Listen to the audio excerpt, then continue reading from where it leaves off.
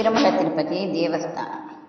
తిరుమల తిరుపతి దేవస్థానం ఆంధ్రప్రదేశ్లో తిరుపతి జిల్లాకు చెందిన ప్రపంచ ప్రఖ్యాతిగాంచిన ఆలయమైన తిరుమల వెంకటేశ్వరుని ఆలయాన్ని నిర్వహించే ఒక స్వతంత్ర సంస్థ. ఇది దేవాలయము బాగోగులు చూడడమే కాక వివిధ సామాజిక, ధార్మిక, సాంస్కృతిక, సాహిత్య, విద్యా సంబంధమైన కార్యక్రమాలను భారతదేశం నలుమూలలా నిర్వహిస్తుంటుంది. 1933లో టీటీడీ పాలక మండలి ఏర్పాటైంది. ప్రపంచంలోనే అత్యంత ధనిక హిందూ ఆలయ పాలక మండలి. 1925 కోట్ల వార్షిక బడ్జెట్, వేలాది సిబ్బంది, సామాజిక సేవ, కళ్యాణమస్తు, దళిత గోవిందం లాంటి ఎన్నెన్నో బృహత్తర కార్యక్రమాల నిర్వహణ వెరసి అదొక మహావ్యవస్థ. ఇందులో సుమారు 14,000 మంది ఉద్యోగులు ఉంటారు. వీరు దేవస్థానం నిర్వహించే 12 ఆలయాలను, ఇతర కార్యక్రమాలను పర్యవేక్షిస్తుంటారు. ఇది వాటికన్ తర్వాత అత్యధిక ఆర్థిక వనరులు కలిగిన సంస్థ. 1830 నాటికే తిరుమల ఆలయంలో భక్తులు చెల్లించే సొమ్ము నుంచి ఈస్ట్ ఇండియా కంపెనీ వారికి సంవత్సరానికి 1,00,000 వచ్చేది. స్వామివారి ఆభరణాల నిర్వహణకు బొక్క సంస్థలను తిరుమల తిరుపతి దేవస్థానం ఏర్పాటు చేసింది. సహాయ కార్యనిర్వహణాధికారి పర్యవేక్షణలో ఇది కొనసాగుతుంది. ఆభరణాల కోసం తిరుమల తిరుపతి దేవస్థానం 19 రికార్డులను నిర్వహిస్తుంది. ధర్మకర్తల మండలి. తిరుమల ఆలయ పాలనా బాధ్యతలు నిర్వహించేందుకు బ్రిటిష్ ప్రభుత్వం 1933లో కమిషనర్ల నేతృత్వంలో నడిచే పాలక మండలి వ్యవస్థను ఏర్పాటు చేసింది. మళ్ళీ 1951లో చేసిన హిందూ మత చట్ట ప్రకారం కమిషనర్లందరినీ కార్యనిర్వాహకాధికారులుగా మార్చింది. అంతేకాదు, తిరుమల తిరుపతి దేవస్థానంకు ఓ ధర్మకర్తల మండలిని ఏర్పాటు చేసి దానికి అధ్యక్షుడిని నియమించారు. ధర్మకర్తల మండలి పర్యవేక్షణలో ఈవో ఆలయ పరిపాలన నిర్వహిస్తారని చట్టంలో పేర్కొన్నారు. తిరుమల తిరుపతి దేవస్థానం పాలక మండలి ఏర్పాటైన తర్వాత 7.5 దశాబ్దాల్లో తిరుమల అంతటా సర్వతోముఖాభివృద్ధి జరిగింది. భక్తుల సౌలభ్యం కోసం 26,000 ఖర్చుతో మెట్ల మార్గాన్ని నిర్మించడంతో ఆ అభివృద్ధికి శ్రీకారం చుట్టింది మండలి. వారు తలపెట్టిన రెండో ప్రాజెక్టు ఘాట్ రోడ్. అత్యాధునిక సాంకేతిక సౌకర్యాలు, పరిజ్ఞానం లేని ఆ రోజుల్లో ఇన్ని కార్యక్రమాలను చేపట్టి విజయవంతం చేసిన ఘనత తొలి ఈవో చెలికాని అన్నారావుదే. నిర్మాణాలు, నిర్వహణ. భక్తుల సౌలభ్యం కోసం 26,000 ఖర్చుతో మెట్ల మార్గాన్ని నిర్మించడం. ఘాట్ రోడ్ 1944 ఏప్రిల్ 10 నాటికి మెలికలు తిరిగే అందమైన రోడ్డు సిద్ధమైంది. కొండ మీదకు బస్సు. ఘాట్ రోడ్డు పుణ్యమాని 1956 నాటికి భక్తుల సంఖ్య 5-6 రెట్లు పెరిగి 500-600కి చేరుకుంది. శ్రీవారి ఆలయంలో పరకామణి వ్యవహారాలను క్రమబద్ధీకరించి రోజు హుండీ ఆదాయాన్ని లెక్కించే విధానాన్ని ప్రవేశపెట్టారు. దాతల భాగస్వామ్యంతో అనేక కాటేజీల నిర్మాణం. 1978 నాటికి రెండో ఘాట్ రోడ్డు పనులు కూడా ప్రారంభమయ్యాయి. 1978-82 కాలంలో కార్యనిర్వహణాధికారిగా ఉన్న పివిఆర్కే ప్రసాద్ అభివృద్ధి కార్యక్రమాన్ని మరింత వేగవంతం చేశారు. తిరుమల ఆలయ ధ్వజస్తంభాన్ని పునరుద్ధరించడం, మాడవీధులను విస్తరించడం, అన్నదాన భవన నిర్మాణం, ఎందరికో ఉపాధినిచ్చిన అన్నమాచార్య దాస సాహిత్య, వేద రికార్డింగ్ ప్రాజెక్టులను నెలకొల్పడం, కోకిలమ్మ ఎంఎస్ సుబ్బలక్ష్మి ఆలపించిన వెంకటేశ్వర సుప్రభాతం దేశం నలువైపులా వినిపించింది అప్పుడే. 1983లో ఎన్టీ రామారావు ముఖ్యమంత్రి అయిన తర్వాత తిరుమల తిరుపతికి ఎనలేని ప్రాధాన్యం ఇవ్వడంతో అభివృద్ధికి కొత్త పుంతలు తొక్కింది. అతని హయాంలో వైకుంఠం క్యూ కాంప్లెక్స్ నిర్మించారు. ఉచిత అన్నదాన పథకాన్ని ప్రారంభించారు. తిరుమలలో మిరాసీ వ్యవస్థను రద్దు చేశారు. కళ్యాణకట్టలో ఉచితంగా తలనీలాలు తీసే విధానాన్ని ప్రవేశపెట్టారు. తిరుమలలో అధునాతన రోడ్లను నిర్మించారు. కాలినడక మార్గాన్ని ఆధునీకరించి పూర్తిగా పైకప్పు వేయించారు. తిరుమలకు తెలుగు గంగా నీటిని తరలించారు. కొండ మీద విద్యుత్ కోత లేకుండా విధాన నిర్ణయం తీసుకున్నారు. తిరుమల తిరుపతి దేవస్థానం ఆధ్వర్యంలో తిరుపతిలో సూపర్ స్పెషాలిటీ ఆసుపత్రి స్విమ్స్ నిర్మించారు.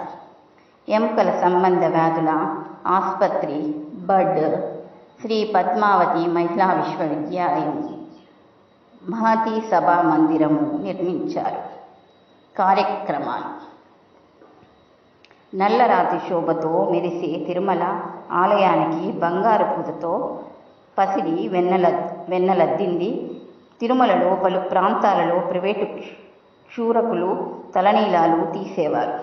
ఆ పద్ధతికి స్వస్తి చెప్పి వారికంటూ ఓ సంఘాన్ని ఏర్పాటు చేసి ఒకే చోట తలనీలాలు తీసే విధానాన్ని అమల్లోకి తెచ్చారు.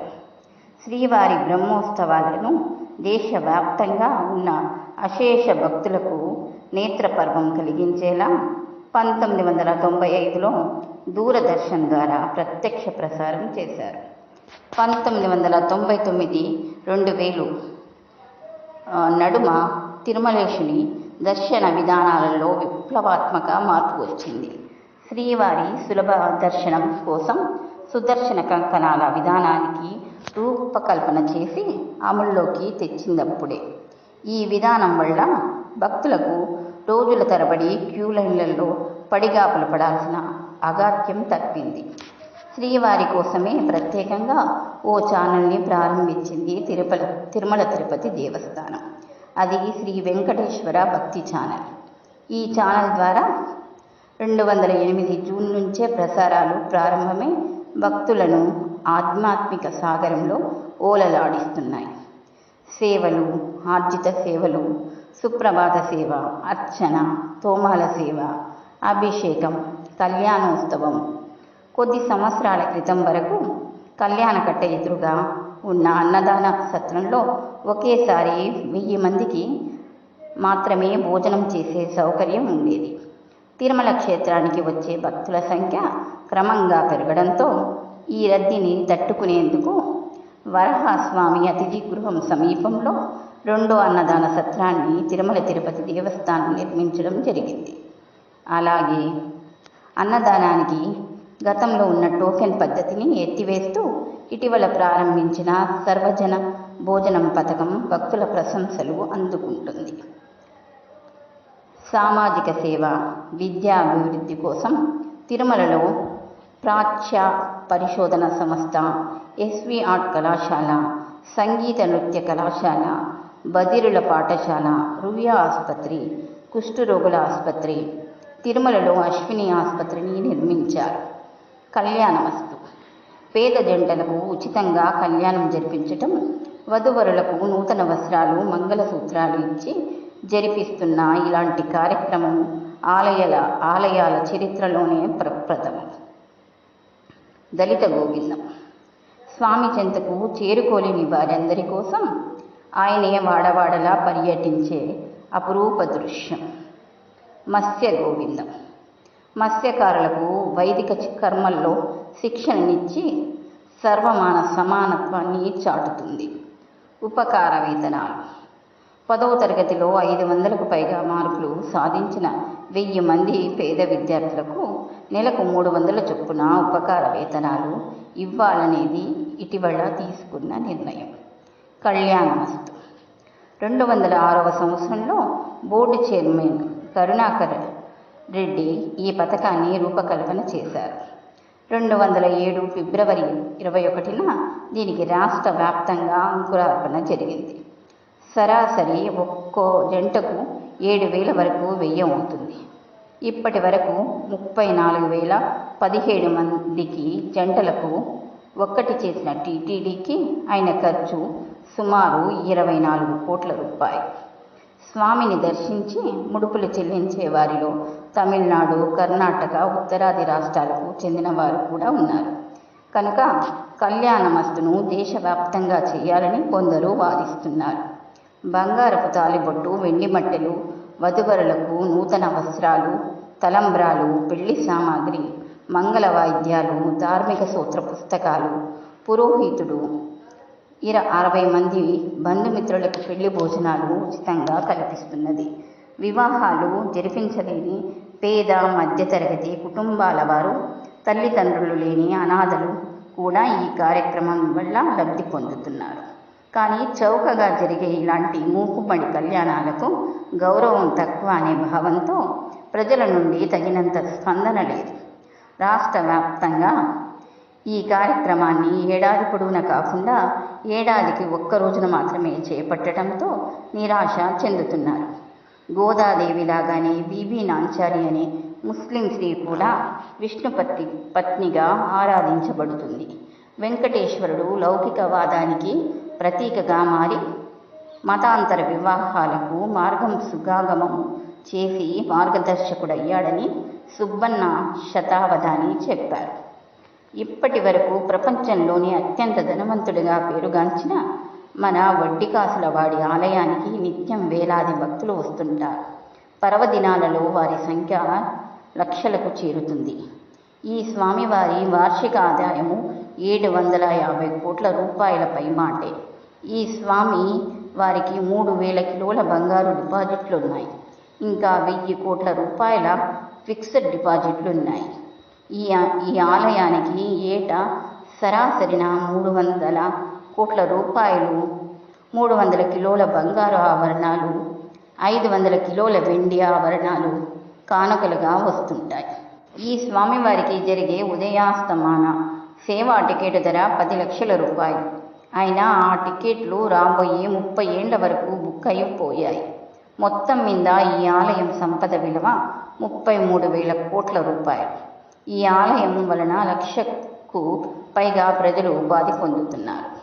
తిరుమల శ్రీనివాసుని ఆదాయం విషయానికొస్తే ఏటా భక్తులు సమర్పించే తలనీలాల ద్వారా 100 కోట్ల ఆదాయం వస్తున్నది. బ్యాంకులలో ఉండే ఫిక్స్డ్ డిపాజిట్లపై వడ్డీ 140 కోట్లు ఉంటుంది. ఈ స్వామివారి చెంత ఉన్న బంగారు సుమారు 5 టన్నులు. విదేశాలలో ఉన్న స్థిరాస్తుల విలువ సుమారు 33,000 కోట్లు. ఈ ఆలయ పాలన అంతా 1952 వరకు మహంతులు, మిరాసీదారుల చేతుల్లో ఉండేది. ఆ తర్వాత తిరుమల తిరుపతి దేవస్థానం పాలక మండలి చేతుల్లోకి వచ్చింది. తిరుమల తిరుపతి దేవస్థానం ఏర్పడ్డాక కూడా మిరాసీ విధానమే కొనసాగింది.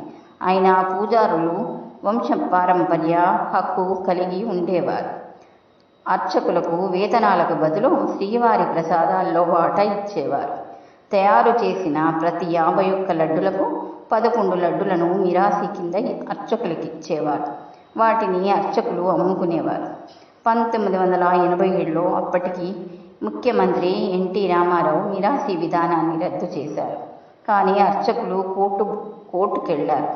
1996 నాటి కోర్టు తీర్పు తర్వాత తిరుమల తిరుపతి దేవస్థానం మిరాసీ పద్ధతిని పూర్తిగా రద్దు చేసింది.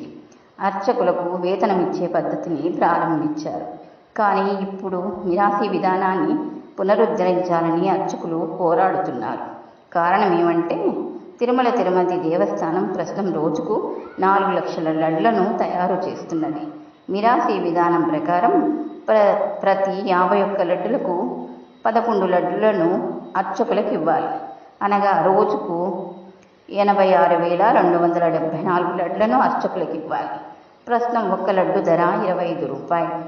ఆ లెక్కన మిరాసీదారులకు రోజుకు 20,56,000 రూపాయలను చెల్లించాలి.